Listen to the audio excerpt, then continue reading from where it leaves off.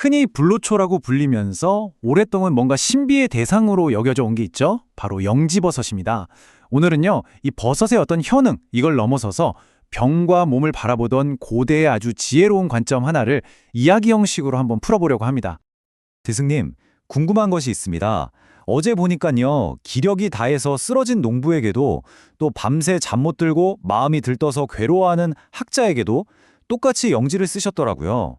한 사람은 기운이 모자란 것 같고 다른 한 사람은 기운이 막 넘쳐서 흩어지는 것 같은데 어찌하여 같은 약재를 쓰신 건지 정말 궁금합니다. 허허, 아주 좋은 질문이구나. 요즘 사람들은 영지를 두고 에너지를 높인다, 면역계를 강화한다 이렇게들 말하더구나. 아주 틀린 말은 아니지. 하지만 눈앞의 병의 모습만 쫓다 보면 길을 잃기가 아주 쉽단다. 그 쓰임을 제대로 알려면 먼저 그 약재의 본성을 이해해야 하는 법이다. 네, 스승의 가르침은 언제나 그렇죠. 현상이 아니라 본질에서부터 시작됩니다. 과연 고대 의가들은 이 영지라는 약재가 가진 고유의 성품을 무엇이라고 봤을까요? 옛 의서들을 보면 말이다. 영지의 성질을 평하고 달다 이렇게 기록해놨어.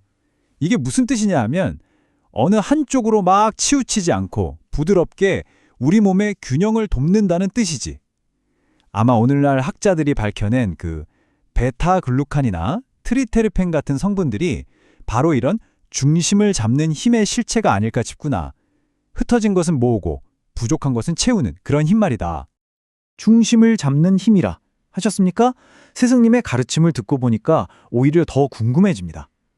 그 하나의 성질이 어떻게 기운이 완전히 바닥난 상태랑 또 마음이 헛되이 들뜬 상태라는 이 전혀 다른 두 문제를 동시에 다스릴 수 있는 겁니까?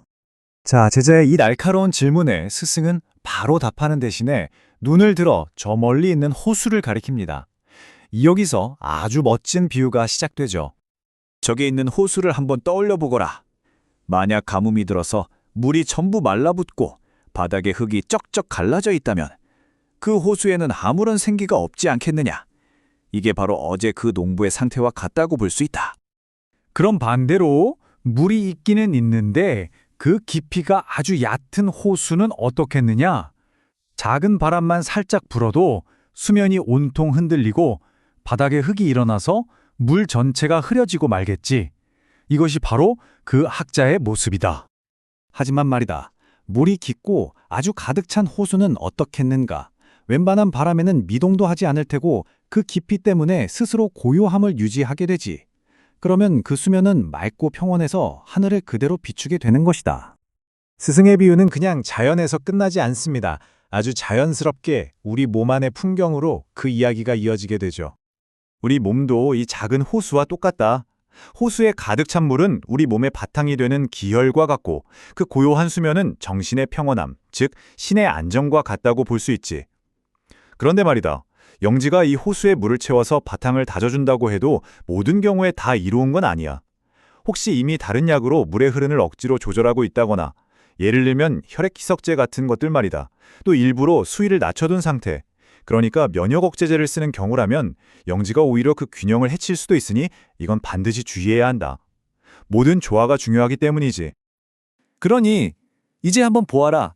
영지는 두 가지 다른 증상을 각각 치료한 게 아니야.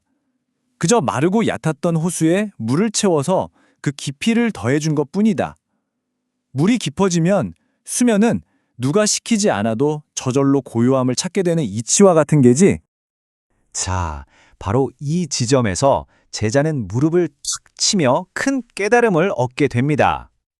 아, 이제야 알겠습니다, 스승님. 스승님께서는 병의 증상, 그러니까 말라붙은 땅이나 흙탕물 자체를 직접 다스리신 게 아니었군요.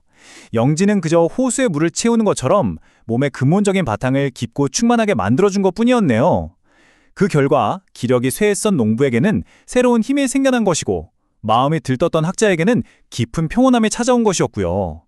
아, 증상을 쫓는 게 아니라 그 바탕을 회복시키는 것, 그게 핵심이었군요. 그래, 바로 그것이다. 우리는 눈에 보이는 증상 하나하나를 치료하는 것이 아니란다. 우리는 그 증상이 자라날 수밖에 없었던 몸의 토양, 그 내면의 풍경 자체를 가꾸는 것이다. 몸의 전체적인 조화를 생각하는 것. 이게 바로 우리가 어떤 건강 보충제 하나를 먹더라도 왜 전문가와 상의를 해야 하는지에 대한 아주 좋은 설명이 됩니다. 내 몸이라는 이 하나의 시스템 안에서 그게 과연 어떤 역할을 할지 전체적인 관점에서 봐야 하기 때문이죠. 이 고대의 지혜처럼 어쩌면 우리 삶의 다른 문제들 역시 눈앞의 현상만 쫓기보다 그 문제가 자라난 근본 시스템의 건강함을 들여다보는 것으로 진짜 해답을 찾을 수 있지 않을까요?